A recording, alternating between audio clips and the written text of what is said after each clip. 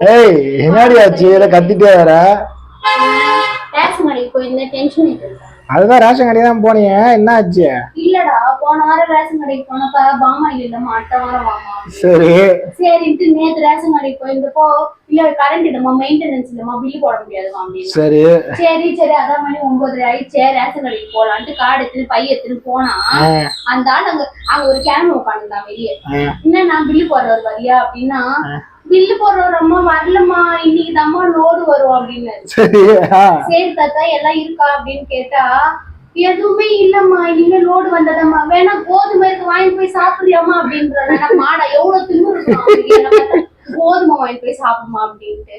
இதுல வேற நேற்று போன சரி மதியம் போனா இருக்கும் 2 மணிக்கு மேல போனா மூடி வச்சுக்கிட்டு அந்த ஆள் என்னமோ டெய்லி 2 மணிக்கெல்லாம் என்னமோ அவன் வீட்டு இது மாதிரி கூட்டிட்டு போயிடுறான். இதுல வெளியே வேற தெளிவா கொட்டையத்துல எழுதி போட்டுக்கிறான், நியாய விலைக்கடை 3 மணி முதல் 7 மணி வரை செயல்படும். என்ன மாதிரி செயல்படுது? 2 மணிக்கெல்லாம் அந்த ஆள் கூட்டு போயிடுறான்.